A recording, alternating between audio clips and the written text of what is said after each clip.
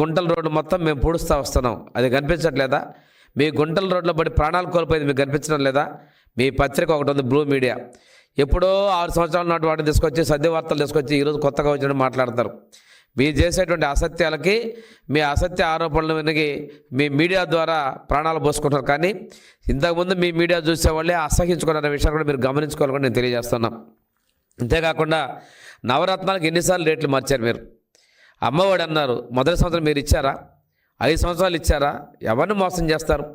2 పిల్లలకి ఇస్తామని చెప్పారు, ఒకళ్ళకి 15,000 అన్నారు, మీరు ఇచ్చిందంతా 13,000. ఇది మోసం కాదా? సిపిఎస్ ఇస్తామన్న రద్దు అన్నాడు వారం రోజుల్లో. ఏం చేసావు?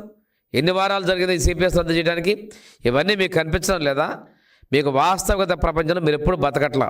మీరు ఒక మిథ్యా ప్రపంచం, ఫేక్ ముఖ్యమంత్రి, ఫేక్ ప్రభుత్వంలో మీరు బతికి ఇంకా ఇటువంటి తప్పుడు ఆలోచించడానికి, ఆరోపణలు చేయడానికి మీకు ఎలా మనసు అవుతుందో మాకు అర్థం కావట్లా.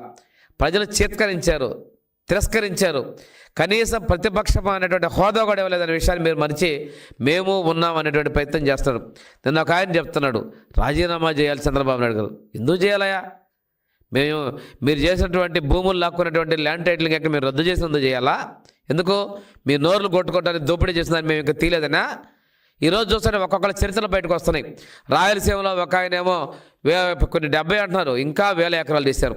ఉత్తరాంధ్ర ఒక ఆయన చేసేసి మన ఏదో అంటారు, 100 గుడ్లు తినే రాబందు ఇదన్నట్టుగా ఆయన ఇప్పుడు రాజీనామా అంటాడు. ఇంకొక ఆయన మొత్తం సర్వం దోపిడీ చేసి నేను కూడా ఈ మధ్యలో ప్రాధాన్యత లేకుండా ఈ మధ్య 1-2 సార్లు పత్రికలు కనిపించాడు. సకల శాఖలు చూసినటువంటి వ్యక్తి ఈ విధంగా చేసుకుంటూ పోయారు. మేము చెప్తున్నాం, తల్లికి వందనం ఏమైంది అని అడుగుతున్నారు. తల్లికి వందనం తప్పనిసరిగా మేము అమలు పరుస్తాం.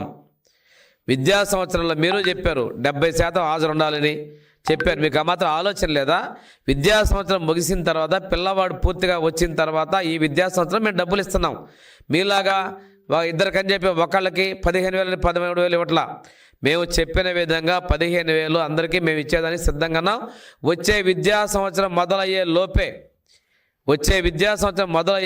ఈ విద్యా సంవత్సరానికి సంబంధించిన డబ్బులు మేము తల్లి వాళ్ళకి అకౌంట్లో ఇవ్వబోతున్నాం. మేము చెప్పిన విధంగా ఇస్తున్నాం. మేము పారిపోయే వాళ్ళం కాదు. మా ప్రభుత్వం ప్రజలకు వెళ్తున్నాం. ప్రతి నెల మా ముఖ్యమంత్రి గ్రామాల్లోకి వెళ్తున్నారు. విషయం మనకి పంపిణీ పెన్షన్లు పేదల కోసంకి ప్రభుత్వంలో పాల్గొంటున్నారు.